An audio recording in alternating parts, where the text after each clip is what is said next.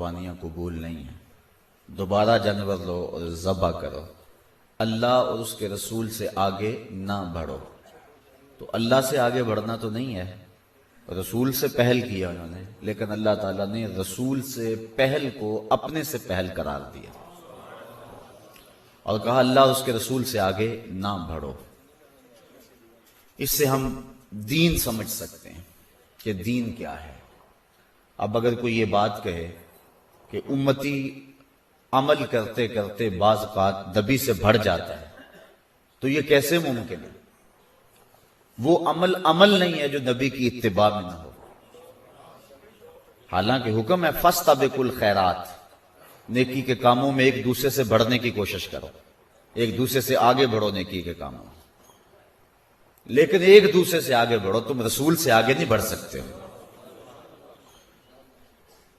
ہمارے سامنے حضرت عثمان غنی رضی اللہ تعالیٰ عنہ کا عمل موجود ہے کہ جب حدیبیہ کے موقع پہ 1400 صحابہ کے ساتھ حضور عمرے کی نیت سے تشریف لے گئے اور حدیبیہ کے مقام پہ رکے، کفار نے مزاحمت کی تو حضرت عثمان غنی رضی اللہ تعالیٰ عنہ کو سفیر بنا کر حضور نے بھیجا کہ ان کو جا کے بتاؤ کہ ہم لڑائی کے لیے نہیں آئے، ہم عمرے کے لیے آئے ہیں، وہ تمہارے رشتہ دار بھی ہیں، جا کے ان سے بات کرو۔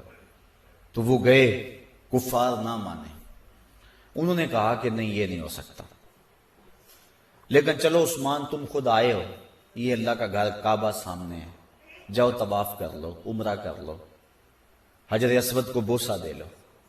اب کتنا اچھا موقع تھا، لیکن حضرت عثمان غنی رضی اللہ تعالیٰ عنہ نے فرمایا کیا سمجھتے ہو میرے رسول عمرہ نہ کرے اور میں کروں؟ حضور علیہ السلام وہاں ہوں اور میں کعبۃ اللہ کا طواف کروں؟ کہا کیسے ہو سکتا ہے، واللہ میں نہ طواف کروں گا، نہ عمرہ کروں گا، نہ حجر اسود کو بوسہ دوں گا، یہ حضور کریں گے تو میں کروں گا۔ تو حضور کی اتباع میں جو عمل کیا جائے وہ دین ہے۔ حضرت عمر فاروق رضی اللہ تعالیٰ عنہ طواف کرتے کرتے حجر اسود کو چوما اور کہا ہے حجر اسود تجھے میں کبھی نہ چومتا اگر میرے رسول نے تجھے بوسہ نہ دیا ہوتا۔ تو کہا اے ایمان والو، اللہ اور اس کے رسول سے آگے نہ بڑھو۔ اسی لیے اقبال کہتا ہے بمصطفیٰ برساں خیش را کے دین ہماؤست، اگر باؤ نہ رسیدی تمام بولہ بیست۔ یہ ایک راستہ ہے، اس کے علاوہ اور کوئی راستہ نہیں ہے۔ اگر کوئی اور راستہ کوئی اختیار کرے گا تو مردود ہوگا، مقبول نہیں ہوگا۔ تو فرمایا ایمان والو، اللہ اور اس کے رسول سے آگے نہ بڑھو، واتقوا اللہ، اور اللہ سے ڈر جاؤ۔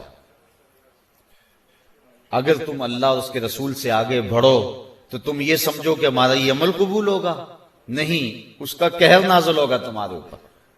ڈر جاؤ اللہ سے۔ ان اللہ سمیع علیم، بے شک اللہ سنتا جانتا ہے، اسے پتا ہے، وہ سنتا بھی ہے، اسے علم بھی ہے۔ تو اللہ اور اس کے رسول سے آگے بڑھنے کی کوشش نہ کرو۔ دوسرا ادب سکھایا، یا ایھا الذین آمنوا، اے اہل ایمان، لا ترفعوا اصواتکم فوق صوت النبی، اپنی آواز کو نبی کی آواز سے اونچا نہ کرنا۔ تمہارا انداز، تمہارا لہجہ، تمہاری آواز نبی کی آواز سے اونچی نہ ہونے پائے۔ وَلَا تَجْهَرُوا لَهُ بِالْقَوْلِ كَجَهْرِ بَعْضِكُمْ لِبَعْضٍ، اور جس طرح ایک دوسرے سے چلا کر بات کرتے ہو، میرے نبی سے یوں بات نہ کرنا۔ ادب کے دامن کو تھامے رکھنا۔ لے سانس بھی آہستہ کے دربار نبی ہے۔ یہاں تو سانسوں کا شور بھی بے ادبی کہلاتا ہے۔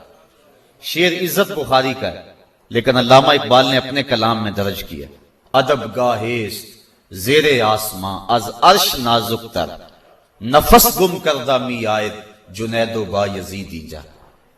یہاں تو جنید بغدادی اور با یزید بستامی آتے ہیں تو وہ بھی سانسوں کو روک کے آتے ہیں۔ یہاں تو سانسوں کا شور بھی بے ادبی کہلاتا، سانسوں کا شور بھی نہ ہونے پائے۔ حضرت امام مالک امام دار الہجرہ، آپ نے 40 سال تک مسجد نبوی میں حضور علیہ السلام کے روضہ پر نور کے سامنے بیٹھ کر درس حدیث دیا ہے۔ حضرت امام شافعی فرماتے ہیں کہ جب میں ان کی مجلس حدیث میں بیٹھا تو مجھے ان پر فدا کر دیا ایک ادا نے۔ محدثین کا طریقہ ہے جب حدیث بیان کرتے ہیں تو کہتے ہیں قال قال رسول اللہ صلی اللہ علیہ وسلم، کہ حضور علیہ السلام نے فرمایا۔ حضرت امام مالک امام دار الہجرہ حضور کے روضہ کے سامنے بیٹھ کر حدیث پڑھاتے تھے، تو محدثین کہتے ہیں قال قال رسول اللہ صلی اللہ علیہ وسلم، لیکن یہ جب حدیث بیان کرتے تو حضور کے روضے کی طرف اشارہ کر کے کہتے کالا کالا صاحب حاض المزار، اس گنبد خضرا کے مکین نے یہ بات کہی ہے، اس روضے کے مکین نے یہ بات فرمائی ہے۔ تو کہا ایسا دلوں پہ اثر ہوتا کہ میں ان کا ہی ہو کے رہ گیا۔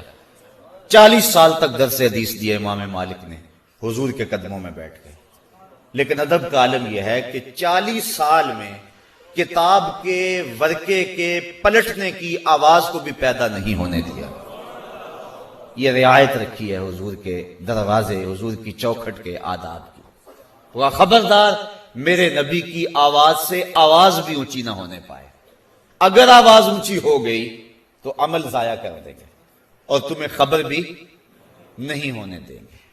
اب ذرا غور کریں، مولوی نے نہیں بخشوانا، قرآن مجید کی تعلیمات کو دیکھیں، کہیں ایسا نہ ہو کہ فرقے کے پیچھے لگ کے اپنا سب کچھ لٹا بیٹھے اور برباد کر بیٹھے۔